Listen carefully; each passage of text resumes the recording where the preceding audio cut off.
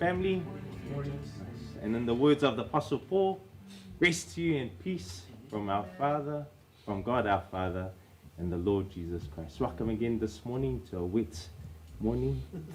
I'll open us up in prayer and then we'll have another song. Let us pray. Heavenly Father, we are so grateful for you today, Lord. We praise you, Lord, our Lord and King. Thank you for waking us up today, this morning, Lord, to bring us here to fellowship freely, Lord, in your name. We thank you for the brethren here, Lord, and we just pray for those who are tuning in online, Lord, and are still traveling here. Pray that you keep them safe, Lord, but we also pray that your word is shared truthfully today. We ask this in your mighty name, our Lord and Savior Jesus Christ, and we all say, Amen.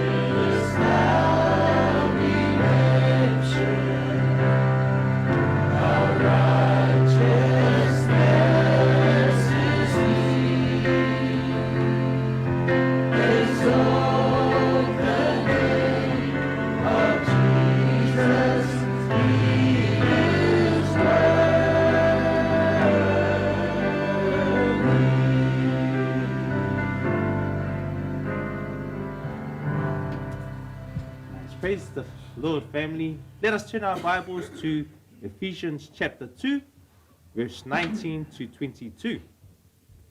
Mana pe asu mai lo tus famole. Ya Efeso lua, wa upus fulu iva se ye o les luos fulu lua. And as we turn to Ephesians 2, chapter verses 19 to 22, let's remember that the Apostle Paul wrote this letter to the church in Ephesus, a city known for its cultural diversity and religious practices. He addresses a diverse congregation of Jewish and Gentile believers. As we've learned over our previous devotions, Paul, in Ephesians 2, verse 1 to 18, powerfully describes the former state of all believers. In verses 1 to 3, He paints a stark picture. We were dead in the trespasses and sins, following the course of this world and carrying out the desires of the flesh and the mind. We were separated from God, destined for his wrath. Gentiles in particular were alienated from the commonwealth of Israel and strangers to the covenants of promise, having no hope and without God in the world. Yet Paul reminds us in verses 4 and 5, but God, being rich in mercy, because of the great love with which he loved us, even when we were dead in our trespasses, made us alive together with Christ. By grace you have been saved. This incredible act of grace is the foundation of everything that follows. God sent Jesus Christ to reconcile both Jews and Gentiles to himself, breaking down the dividing wall of hostility, establishing peace. This breaking down of barriers is the key to understanding our passage today. Ephesians 2, verse 19 to 22, where Paul builds on this unity, revealing the stunning implications of Christ's work. We are no longer outsiders. We are brought into God's very family.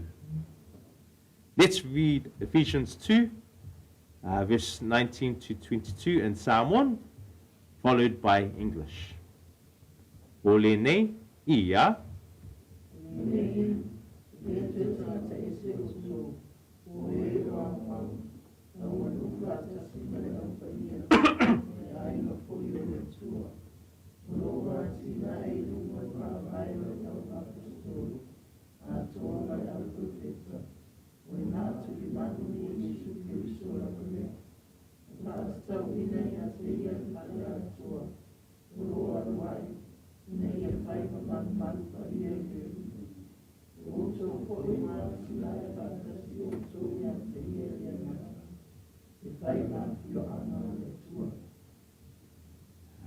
Now therefore, ia.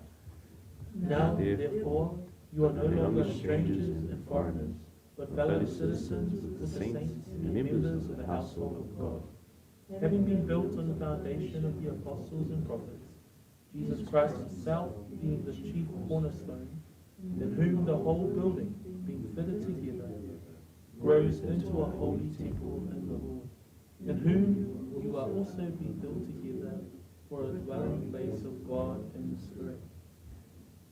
In verse 19, Paul powerfully articulates the transformation that has taken place, saying,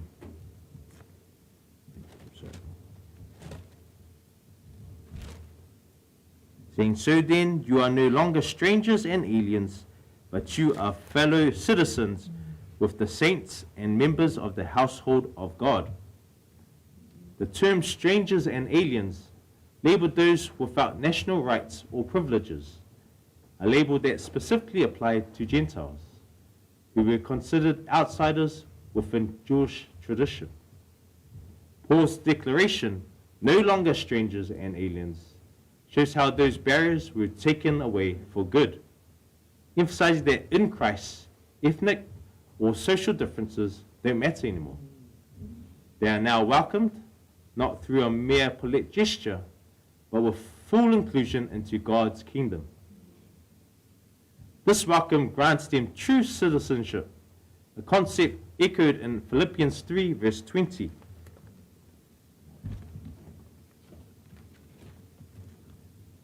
Where it says, but our citizenship is in heaven, and from it we await a Savior, the Lord Jesus Christ.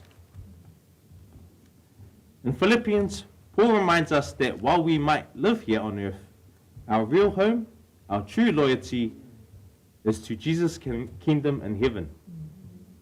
Similarly, in Ephesians, this heavenly citizenship underscores that in Christ, Jews and Gentiles are united, sharing the privileges and responsibilities of God's kingdom through grace, not birthright.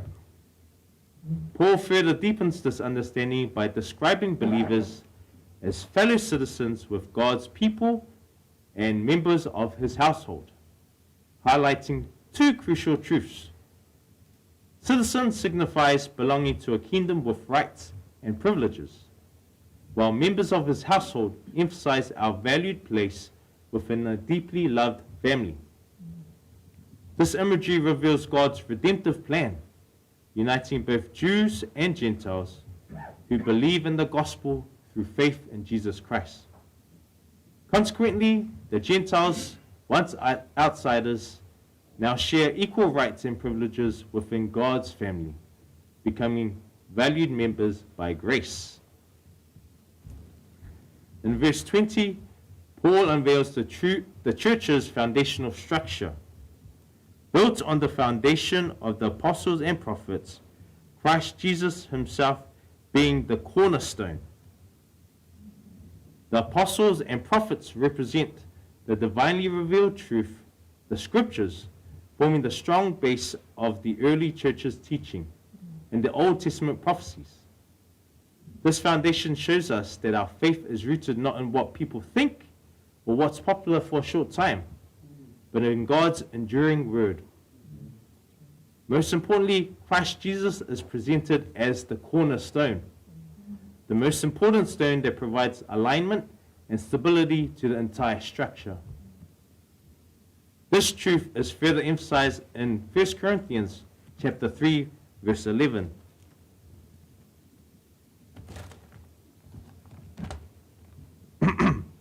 Saying, "For no one can lay a foundation other than that which is laid, which is Jesus Christ." In Paul's letter to the Corinthians, he addresses divisions within the Corinthian church, stressing that the unity must be built solely on Christ. He clarifies that any other foundation is invalid. Similarly, in Ephesians, it affirms that Jesus is the sole foundation of the church. Psalms 118:22 states, "The stone that the builders rejected has become the cornerstone," highlighting how Jesus, though rejected by men, is chosen by God as the vital foundation. Isaiah 28:16 reinforces this, saying, "Therefore, thus says the Lord God, Behold, I am the one who has laid as a foundation in Zion, a stone, a tested stone, a precious cornerstone of a sure foundation. Whoever believes will not be in haste." Isaiah speaks of a chosen precious cornerstone, a firm foundation laid by God in Zion, which aligns perfectly with what Paul's description of Christ in Ephesians. Just as the cornerstone determines the alignment of an ancient building, Jesus, the rejected stone, now serves as the essential point of reference for all believers. Therefore, all the other parts of the building, the church must align with him. This aligns perfectly with Jesus' own declaration in Matthew 16, verse 18, saying, "And I tell you, you are Peter, and on this rock I will build my church, and the gates of hell shall not prevail against it." In this passage, Jesus speaks of building his church on a rock, which in the broader context of Scripture points to himself and the revelation of his divine identity. Paul's emphasis on Christ as the cornerstone in Ephesians reinforces this, showing that the church's foundation is not a human construct or institution, but solely on Christ and his word, as revealed through the apostles and prophets and recorded in Scripture. Both Jesus and Paul underscore that the church's strength and permanence are rooted in Christ, the unshakable foundation against which even the forces of hell cannot prevail. Building on this imagery, Paul moves in verses 21 to 22 to describe the church not merely as a structure, but as a living temple, saying, "In whom the whole structure, being joined together, grows into a holy temple in the Lord. In him you also are being built together into a dwelling place for God by the Spirit." This imagery underscores that the church is not merely an organization, but a spiritual dwelling place for God's presence. Echoing this, 1 Corinthians chapter 3:16 says this. 16 and 17. Do you not know that you are God's temple and that God's Spirit dwells in you? If anyone destroys God's temple, God will destroy him. For God's temple is holy, and you are that temple. Here Paul warns against disrupting the unity of the church, emphasizing its sacred nature as God's dwelling. In Ephesians, this concept is made bigger to show that it is Christ himself that joins us together to make that dwelling. Furthermore, 1 Peter chapter 2 verse 5 reinforces this concept, stating, you yourselves, like living stones, are being built up as a spiritual house to be a holy priesthood, to offer spiritual sacrifice acceptable to God through Jesus Christ. Peter's analogy of living stones highlights that each believer plays an active role in the construction of the spiritual house, emphasizing both unity and continuous growth. This aligns with what's said in Ephesians chapter 2, verse 21 to 22, which describes the process of being built together, implying that we are continually being shaped and placed within God's spiritual structure.